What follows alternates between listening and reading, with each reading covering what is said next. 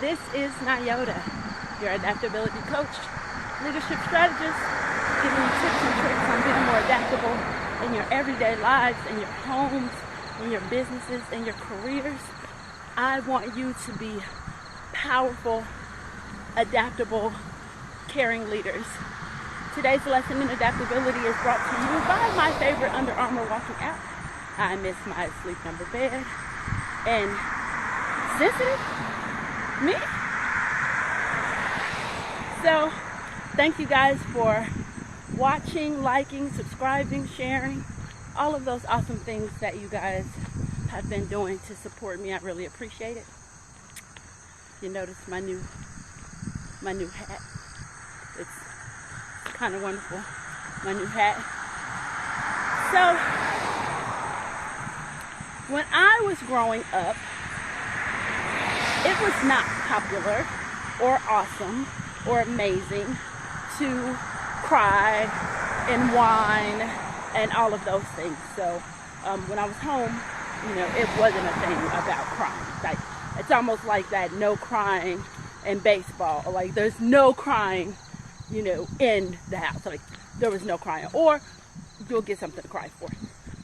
Obviously, I was crying because I had something to cry for. But it just wasn't that overly crying all the time, super sensitive kind of place. But it wasn't a problem because this is what it was. And so when I joined the military, I already had these skills of suppressing sensitivity and feelings. And the military further taught me how to compartmentalize. Now, this isn't a bad thing. For me, it was a good thing because it allowed me to handle different kinds of, separating work, from home to friendships, from friendships to relationships. And so that compartmentalization was, and still is, a skill that really protected me and saved me from myself a lot of times. But when I got out of the military, the first thing, or second thing, maybe quickly into my my transition from active duty, I realized that, dang, these civilians are so sensitive. Like, you can't say anything to them.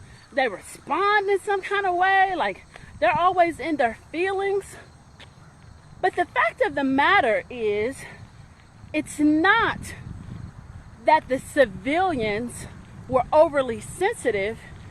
It's that I wasn't sensitive at all.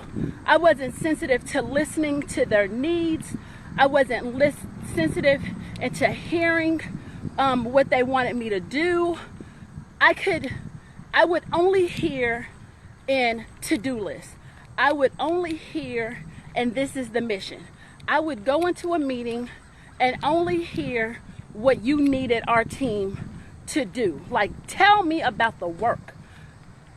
But in that, I was missing some opportunities where I could have connected better, that I could have served better, that I could have provided a better product, better, because I was missing a chunk of that human part.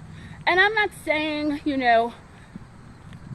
be open to people crying on your shoulder and all of those things, but for me, I wasn't sensitive enough at all. So what I've learned to do is really just do check-ins on me, because come to find out, it wasn't them at all. And that's normally the case. It isn't the other person that has all of these problems and all of these issues, and they're too sensitive and they're too mean or they're too nice or too whatever. The fact of the matter is there was something that was either missing or not enough in me. So now when someone, or I feel that like I'm feeling all the feelings because I had like turned those receptors off, right? So when I'm feeling all the feelings, or something makes me feel, because if something makes me feel like you're saying something in a way